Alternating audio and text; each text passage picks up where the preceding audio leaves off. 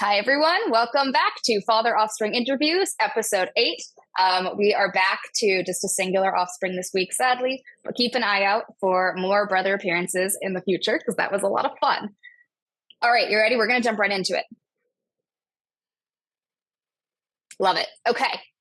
All right, our first question of the day is from Casey from Ohio, who asks, you've been talking about the PFC for over a decade now, about it being the most interesting brain region, more so than your beloved hippocampus. Why do you think that? Can you speak to the neurobiology and the different subregions of the PFC?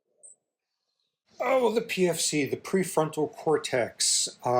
Yes, as you allude to, I've turned my back on the hippocampus, which has done well by me, because the PFC is much hippocampus, learning and memory. Yeah, learning and memory, that's cool. I'm going to miss it when I'm demented, and the hippocampus is central to that. But PFC, it's self-control, it's long-term planning, and all of that stuff. And what's most interesting about it, you sit there and you spend decades and decades trying to solve a math problem if you're that sort of hominid. And that's because you have a PFC that was able to maintain that hold on, keep doing it. You're going to be delighted when you do the harder thing. It's the part of the brain that's doing that when you're tempted to do something, but you resist. It's like essential. All of baboon social success could be built around knowing which fights not to get into and which provocations not to fall for. And that's all about the prefrontal cortex.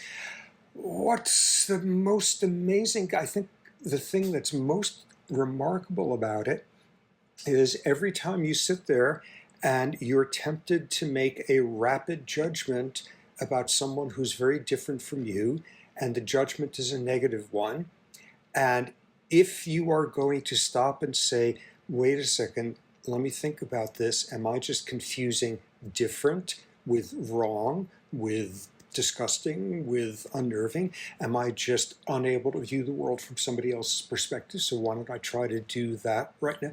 That's prefrontal cortex. That's doing the harder thing when the easier thing is to just go with your gut judgmentalism.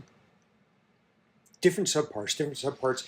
Very briefly, there's the ventromedial PFC, there's the dorsolateral PFC. Dorsolateral, it's incredibly cerebral, it's decision-making, it's Mr. Spock, all of that. Ventromedial PFC, the amazing thing about it is sort of a portal between the emotional limbic system and your prefrontal cortex. Prefrontal cortex, it's all about hard-assed, rationalist, sort of remorseless, no emotion.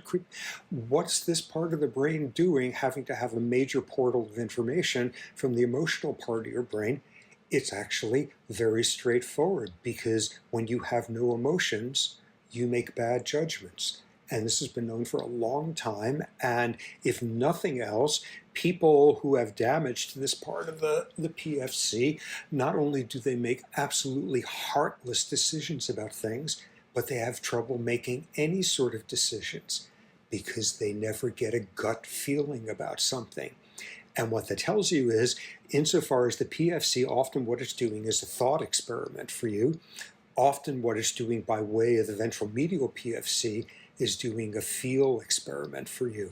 How would it feel if I did this and this happened? Or if this were done to me? Or when they are experiencing it, how do they feel? That sort of thing.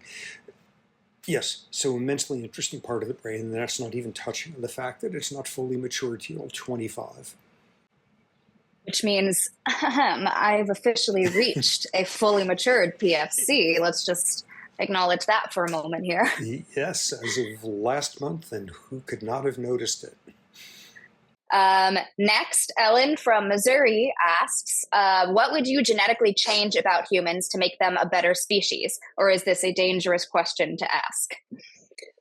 That's an incredibly dangerous question, Ellen. Our history of science shows us over and over and over again that scientific advances wind up in the hands of demagogues, of pseudoscientists, and produces horrific outcomes and some of the worst crimes of the 20th century. And I'm ashamed for you even suggesting that. That said, I think it would be wonderful, wonderful if all humans could be genetically engineered to have tails. Prehensile tails. That's my answer. All right. Our next question from Oliver from Denmark. In your books, you talk about the influences from collectivist and individualistic cultures on behavior. Is there a difference between these cultural upbringings in how much people are susceptible to demagogy, or is it the same? Or is one more prone than the other to fall prey to demagogic seduction? What are your thoughts about this? Whoa, great question coming from the very undemagogic nation of Denmark. We salute you for understanding governments take care of their citizens, but I digress. So when you look at collectivist cultures, the argument, the ecological, the agricultural roots of it are things like floodplain, rice farming, where everybody needs to get together to plant this person's fields, and everyone gets together to do the next person's the next day, and everybody has to terrace this mountain and maintain this irrigation system for 100 miles for 2,000 years. Collectivist, tremendous emphasis on collectivism, tremendous emphasis on conformity, and cross-cultural neurobiology shows some totally fascinating things about how the brain reacts differently in the average person from a collectivist culture versus average and individualist. So what that leads me to, I don't know if this has been looked at, but my guess is insofar as it is easier to get people to work for the collective good in collectivist cultures, if it falls into the wrong hands as to what counts as the collective good, I think that's absolutely setting you up for more problems. Lest we be celebrating Western individualism too much. The flip side there is, okay, so like it would be hard to make us a bunch of sheep-like, lemming-like Nazis or something. Maybe not, we'll see. But nonetheless, what we see is it's much harder to get us to organize and to do anything for the collective good. And I think from about 3 seconds into us learning the word COVID, we saw just how much Americans were willing to say, screw the collective good and look out for themselves. So pluses and minuses, as usual. Okay, Micah from Missouri. We're getting a lot of Missouri representation in today's video. Micah from Missouri asks, I understand the cons of the agricultural revolution, but do you think that advanced technology could have evolved without the agricultural revolution? Can you explain an alternative path of more peaceful human history where we could still have computers, Netflix, and Pokemon?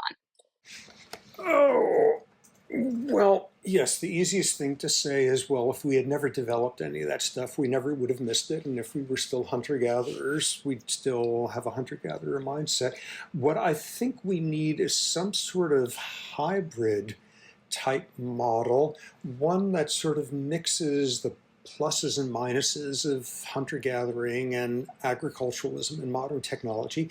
What I think that should involve is over like great large grasslands, there should be small agricultural villages every now and then, and the way it should work is that each one of them should make only enough surplus food to support like 3 or 4 people to be able to specialize in being a string quartet or square dancers or something.